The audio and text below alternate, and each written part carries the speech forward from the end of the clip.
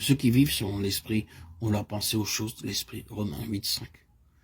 Nous devrions savoir vivre et marcher davantage selon l'esprit, si nous voulons vivre au-dessus des choses terrestres et triompher dans la guerre spirituelle.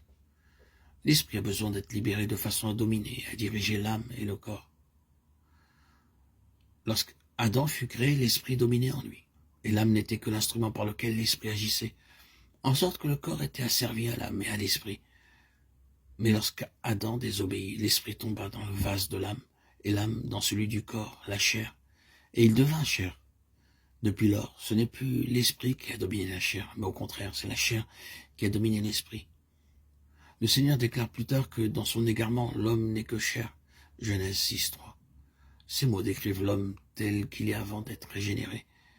Les chrétiens ne réalisent pas ce qu'est ce conflit spirituel dans le service du Seigneur, parce qu'ils ne savent pas ce que c'est que de vivre selon l'esprit. Examinons ce qu'est cette vie de l'esprit telle qu'elle nous est révélée dans le Nouveau Testament. J'ai déjà fait allusion à la triple nature de l'homme. Paul écrit « Le Dieu de paix veuille nous sanctifier parfaitement, l'esprit, l'âme et le corps » 1 Thessaloniciens 5, 23. L'esprit, c'est le sanctuaire intérieur où Dieu demeure. L'âme, c'est la vie mentale, émotive, la personnalité. Le corps, c'est l'enveloppe externe, la coque. Le fourreau, comme le dit Daniel 7,15. Je fus troublé dans mon esprit, littéralement au-dedans de mon fourreau.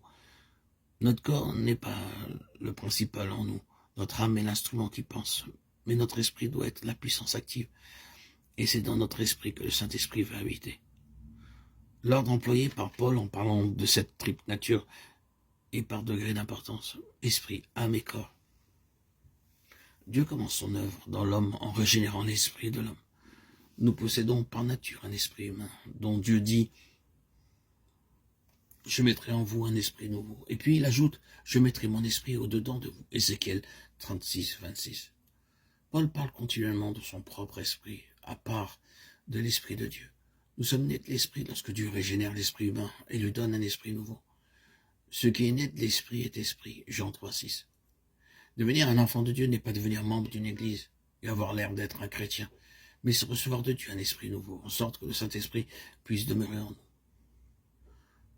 Dieu dit encore, j'habiterai au milieu d'eux et j'y marcherai, 2 Corinthiens 6, 16.